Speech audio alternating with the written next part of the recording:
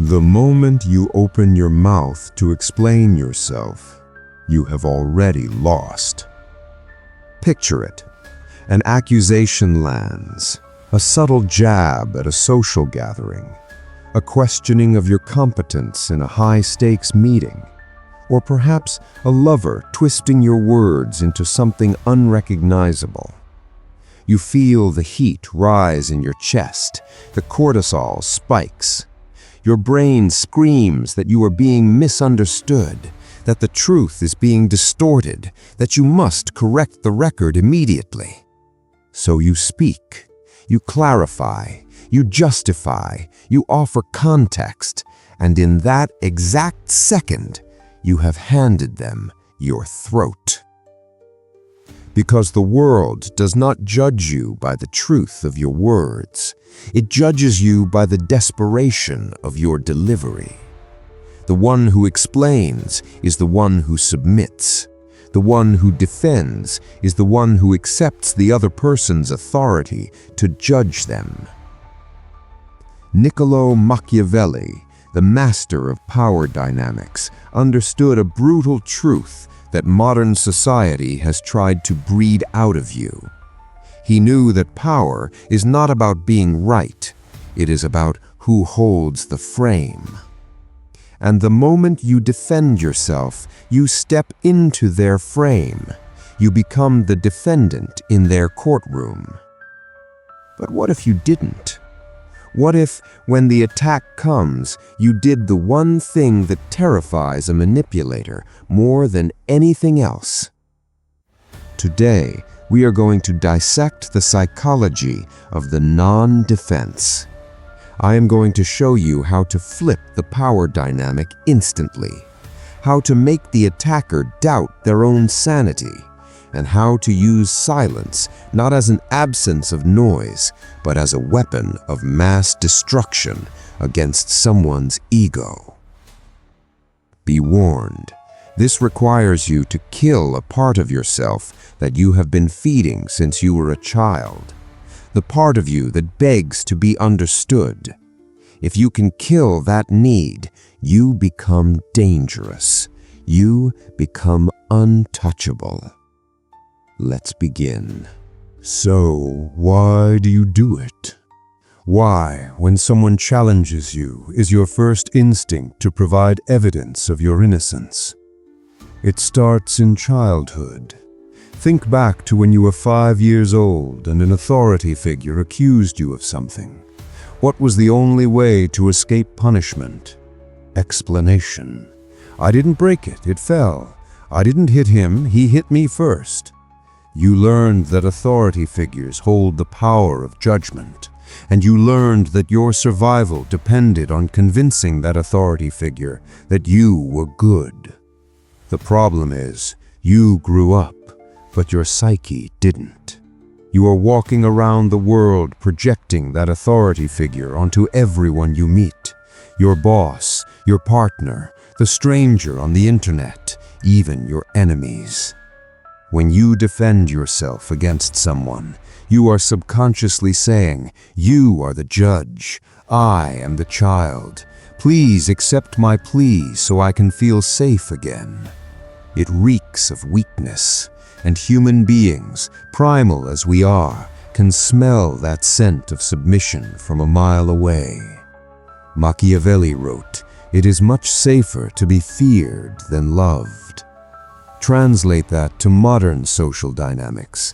It is much safer to be respected than understood. When you rush to defend, you are prioritizing being understood over being respected. You are saying, "Please get me, please see my intent." But a king does not explain his decree to the peasant. A lion does not explain its hunt to the gazelle. The moment you start rambling, giving reasons, showing texts, bringing up past events to prove your point, you have signaled that your internal stability depends on their agreement. You have given them the key to your house, and once they have that key, they can trash the place whenever they want. This is the trap of the validating self. You believe that if you just explain it clearly enough, they will say, "Oh, I see now. You are right. I was wrong." How often does that actually happen? Almost never. Because the attack was never about the facts. It was about the power. They didn't accuse you because they wanted the truth. They accused you to see if you would jump. And you jumped. The first step to becoming untouchable is to realize that the courtroom does not exist. There is no judge. There is no jury. There is only you and your perception of reality. When you stop treating other people like judges, their accusations stop sounding like sentences. They start sounding like opinions, and opinions are just noise. So what happens when you don't jump? Imagine the scenario. Someone throws a verbal spike at you. You're being incredibly selfish right now. The old you would say, "No, I'm not. I did X, Y, and Z for you yesterday." Defensive, weak, reactive. Now, imagine the Machiavellian approach. They say, "You're being incredibly selfish." You look at them. You hold eye contact. You don't blink. You keep your face completely neutral. You let the silence hang in the air for 3, 4, 5 seconds. Do you know what happens in that silence? It is a psychological vacuum. The human brain is terrified of silence during a conflict. It signals a rupture in the social fabric. It signals that the other person is not playing the game. When you stay silent, you are mirroring their energy back at them. You are forcing them to sit in the tension they created. Usually, they will start to crumble. They will speak again to fill the void. "I mean, you're not always selfish, but just right now, why are you looking at me like that?" They start defending themselves against your silence. The power has flipped. Machiavelli knew that the most powerful person in the room is the one who cannot be read. If you defend, you reveal your values. You reveal what hurts you. You reveal your buttons. "I'm not stupid," you shout. Now they know your insecurity is intelligence. "I'm not a bad person." Now they know your insecurity is moral standing.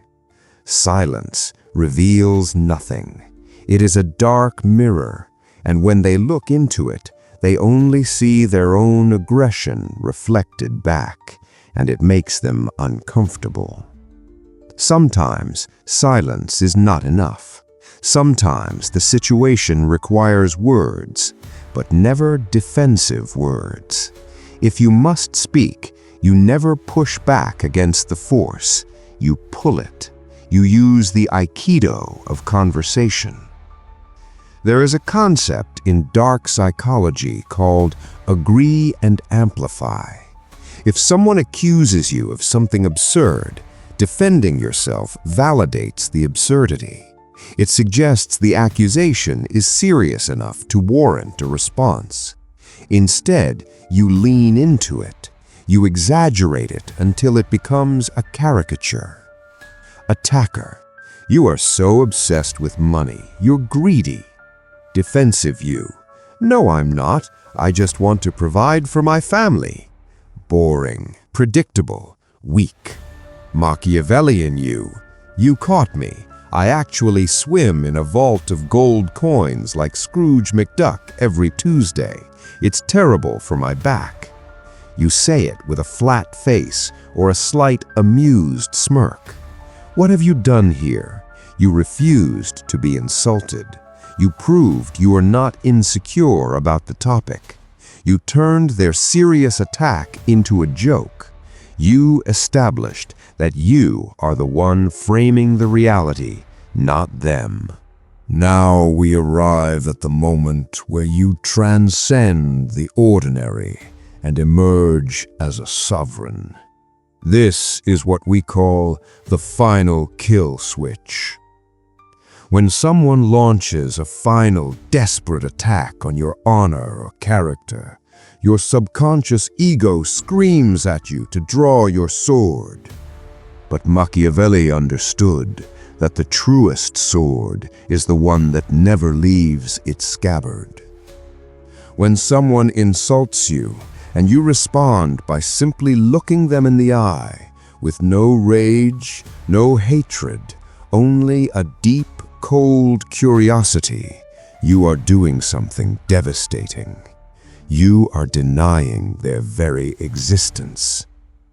In this world, there is something far more terrifying than hatred: indifference. To insult someone is to acknowledge that they are worthy of a fight. But when you offer no defense, you are silently declaring, "You are not significant enough to offend me. Your words lack the weight to disturb my peace." This is the forbidden move. When you burn your own defense mechanism, you become free. Those who came to attack you will watch their poisoned arrows fall harmlessly at your feet, never once touching your armor. They will scream louder. They will provoke you, begging for just one word, one flinch, one sign of life. Because as long as you are silent, they are the ones in danger. As long as you are silent, you own the room. This silence is not a lack of words. It is a psychological battlefield where you have already stood your ground and won before the first shot was even fired.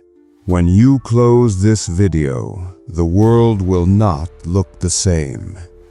People will still try to pull you into their small, petty webs.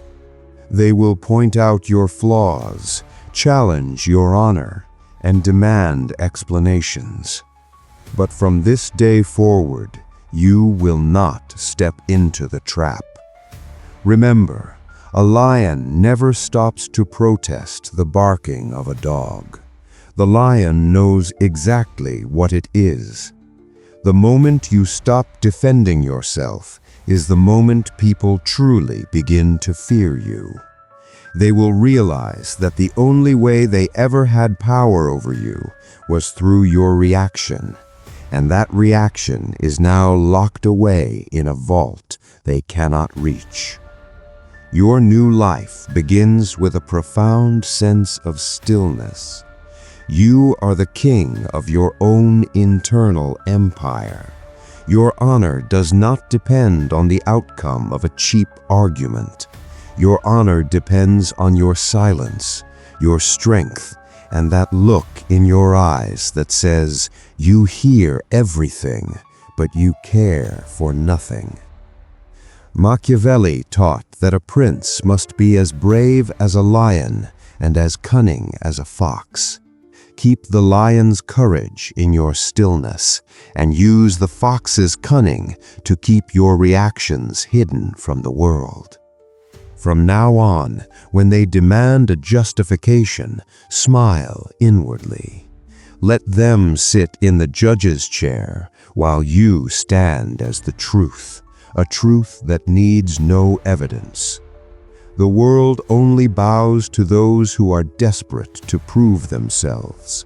History only remembers the one who stood firm in his truth and kept his mouth shut. Be still, be powerful, and above all, stay sovereign.